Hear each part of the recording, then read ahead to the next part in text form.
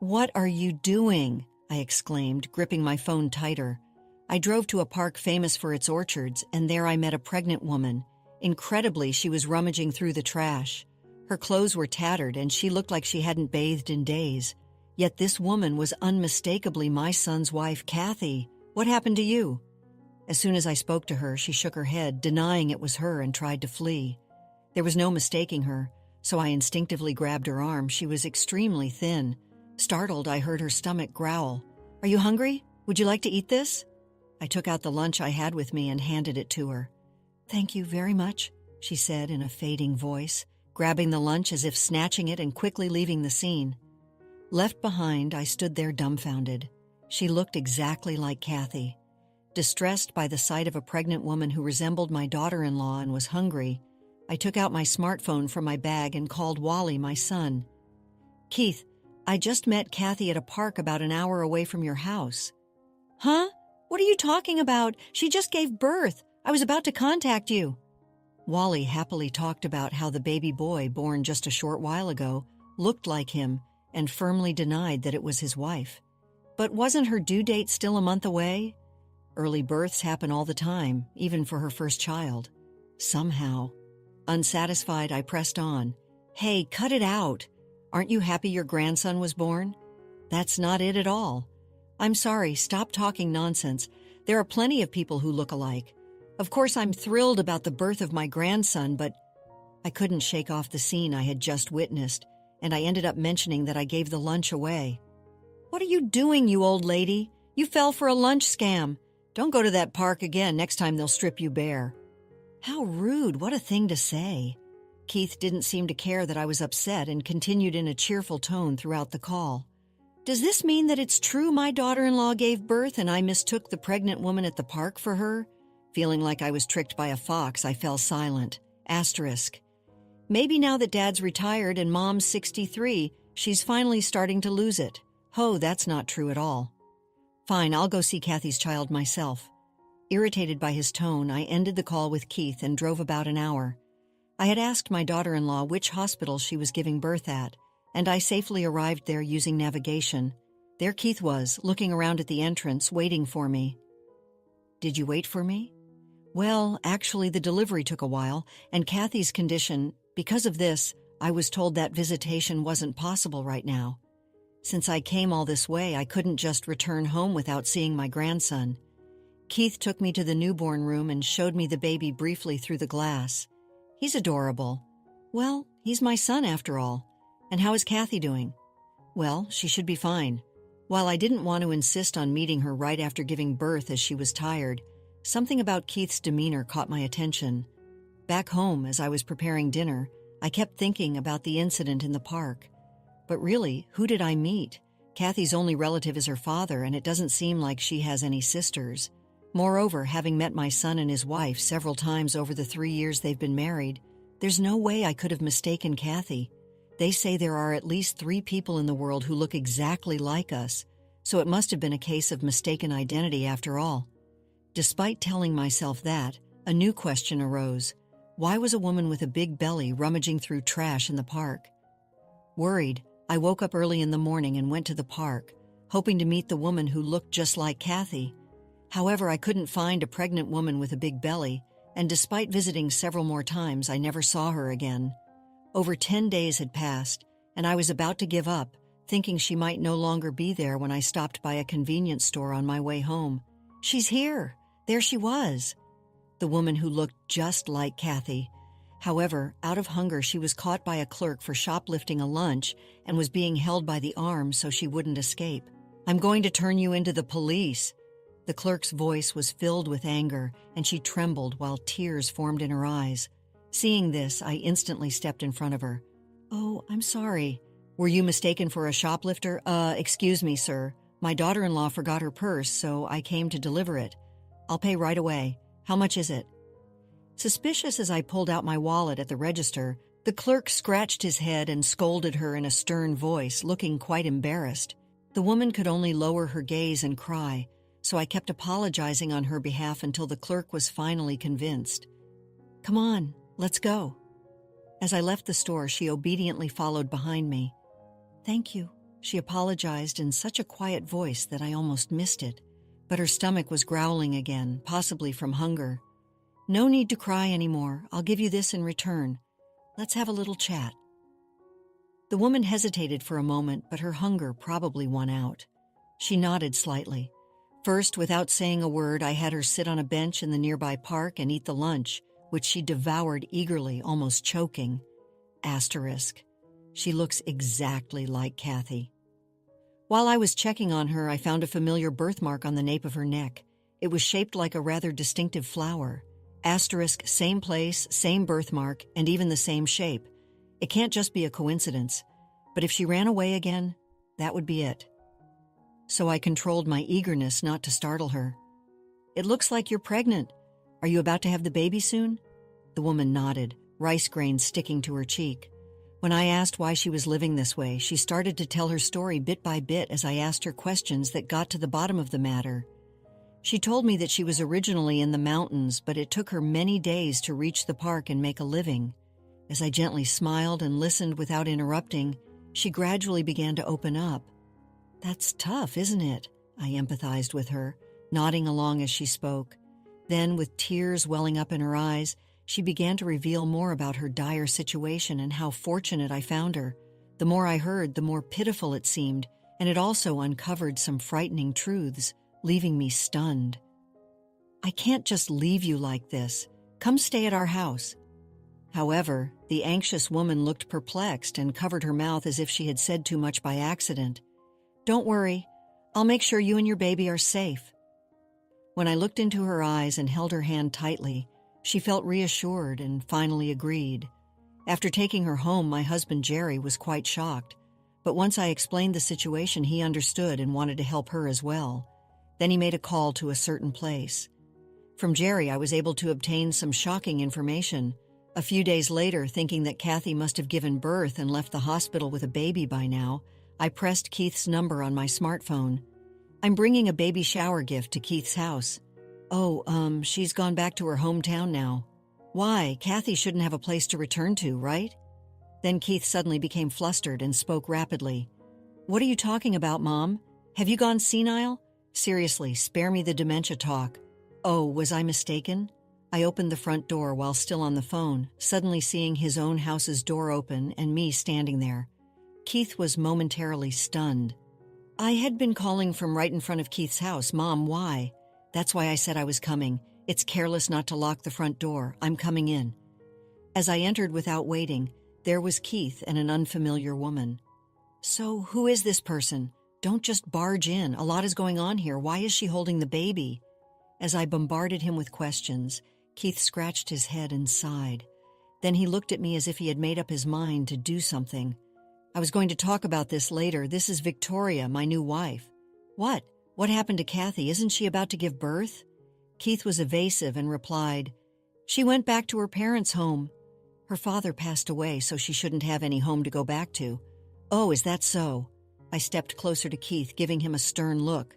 "Look, just after Kathy's father died, you kicked out your pregnant wife? That's shameful, even for my son." "Mom, are you dreaming? Enough with the dodging. I know you left Kathy in the mountains." Indeed, the woman near term I met at the park was undeniably Kathy. During her talk after leaving the convenience store, she finally confided everything that had happened. "By the way, she's being taken care of at our place." Keith clicked his tongue in annoyance. "What, you knew?" Keith began making excuses. "It was Kathy. She cheated first. The child in her belly is another man's," Keith insisted bitterly. That's why he kicked Kathy out and started a new path with Victoria, the woman here with him. "Let's do a DNA test to see whose story is true." I pulled out a swab that had been sent by a private testing facility. As I did so, Keith shook his head furiously, refusing. So I gently picked up a strand of hair that had fallen onto his shoulder, just in case. "I'll take Keith's toothbrush, too." "Stop it. Stop doing whatever you want. Be quiet. If it turns out you are the father of Kathy's baby, I'll file a police report, so be prepared." Keith seemed unaware that leaving a pregnant woman in the middle of winter in the mountains could be criminal. Despite such atrocious behavior, Keith pleaded for me to settle things quietly. "What to do with you? I'll ask her directly." I went to the entrance, opened the door, and invited Kathy and Jerry, who had been waiting in the car, into the house. Jerry, with his heavy footsteps, and Kathy, with a fierce look on her face, entered. Keith must not have expected these two to come with me. As Kathy stepped closer and closer, Keith began to sweat and slowly back away. "Kathy, thank goodness you're safe." "Don't joke. I have no intention of forgiving you for falsely accusing me and putting our baby at risk. But since you're safe now, can't we just say all's well that ends?" "That's not funny at all. Do you understand how I felt having to travel for days from the foot of the mountain to the park, desperately trying to make it?" About a month ago, Kathy was invited by Keith for a drive, and while enjoying the scenery, she was left behind. She managed to make it to the park, but was too scared of what Keith might do to return home. Thus, she started living in the park, which had water and restroom facilities. Moreover, Kathy's father passed away 2 months ago, leaving her without a family home to rely on. Just thinking about how vulnerable she must have felt makes my heart ache. On top of that, Kathy was under the impression that we believed she had cheated and gotten pregnant, as Keith had angrily told her. So she even thought that if we found her, she would be sent to the next world, as he had told her. The reason she tried to flee instead of seeking help when she met me was because of all this. "Explain why you did such a terrible thing. If I explain, will you keep the police out of this?"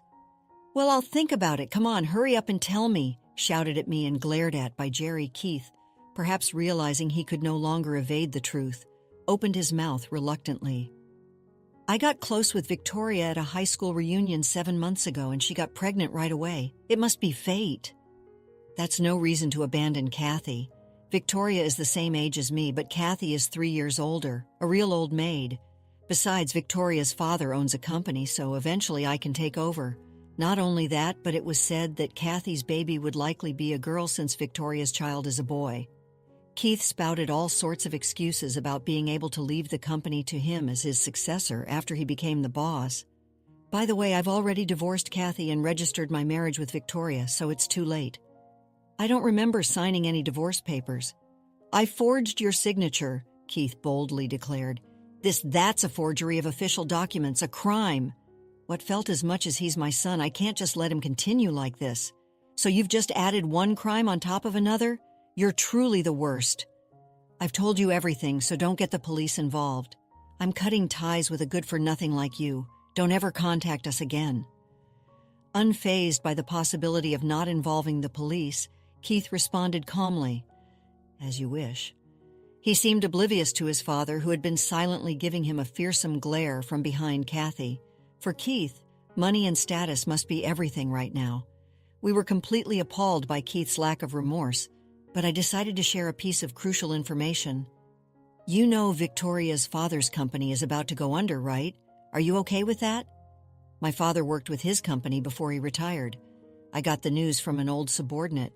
"No, wait, good luck turning around a company that's drowning in debt. That can't be true," Keith asserted. "I heard it from someone reliable, so there's no mistake," Jerry replied.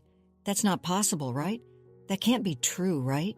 Keith kept asking Victoria over and over. However, she remained silent and looked down. Her demeanor was perhaps the biggest proof of all. "For starters, give back the savings you took by falsely accusing me of cheating and the life insurance policy of my father. The savings are joint property, right? The money was from before our marriage, which I had been saving since I was young. It should be about $338,000, right?" "I've already spent the savings," Keith muttered, sighing heavily. Kathy insisted on getting everything back and confronted Keith. Faced with these unexpected facts, the foolish son was only able to widen his eyes in shock. "Moreover, you can't receive my father's life insurance money, Keith. You're not a legal heir." Faced with further setbacks, my son's body began to tremble. Then he directed his frustration at Victoria. "How could you deceive me? My dream of becoming president is crumbling down. What are you going to do about this? It's your fault for being fooled. I was looking for a man to support me at the reunion because my father's company was in trouble." As they continued to hurl insults at each other, Victoria revealed her motive. She had reconnected with Keith at the reunion and got pregnant, thinking everything was going according to her plan. Keith is terrible, but Victoria is equally manipulative. In a way, they are similar and perhaps suit each other. However, I was fed up with watching them squabble, so I clapped my hands loudly. Okay, that's enough. Hey, Victoria, was your child premature? No, he was born on the expected due date. I'm not asking you generally. Childbirth takes about 9 months, so he shouldn't have been born this early. Keith pulled out his smartphone from his pocket and began checking to confirm the truth. After a moment of realization, he glared at Victoria. Did you lie to me? He is the father of that child. Victoria bit her lip and remained silent. It looks like we need a DNA test for Keith and Victoria. I handed Keith the swab that had been sent from the testing lab. As Keith approached the baby with the swab, Victoria quickly moved the child away from him. Keith's face fell into despair. It's a lie. Seeing is believing. There's no need for a test. Keith and Victoria, you each owe Kathy $20,000 in damages for infidelity. At my words, Keith's eyes widened as if he had been hit by a shock. What? Why? It's only fair, plus we'll add damages for the distress caused to Kathy. And that's not all. You'll also be paying $600 a month for child support until the child is 20. Wait a minute, I'm going to be drowning in debt. Hearing the specific amounts, sweat dripped down Keith's forehead. All these are just the consequences of your actions. Oh, and you'll be dealing with the police too. Wait, you said if I told you everything, you wouldn't call the police. I've decided to report it after all. Tough luck. Terrified of being arrested, Keith fell to his knees and begged me for mercy. Mom, please forgive me. You're apologizing to the wrong person, Kathy. I'm truly sorry. Please forgive me. Keith quickly turned around and bowed his head to the floor, but such frivolous words were not going to convince Kathy. Behind Kathy, Jerry, with a face like a demon, continued to glare at Keith. Then Keith began to say something unexpected. Dad, you're a man too. You must have cheated once or twice, right? I haven't. Don't lump me in with trash like you. Jerry leaned in close to Keith, furrowing his brow, and spoke in a firm, low voice. Realizing no one was on his side, Keith collapsed weakly to the ground. Please help me. Endangering Kathy and her unborn child during pregnancy is an incredibly serious crime. I'll change myself. I'm not going to listen to you anymore. Oh, I see red lights approaching. Thanks for the great timing with the call, Dad. Keith, assuming I hadn't yet called the police, widened his eyes in shock. At that moment, Victoria tried to seize the opportunity to escape, but Jerry quickly apprehended her. You're not getting away on your own. You'll have plenty of time to reflect behind high walls.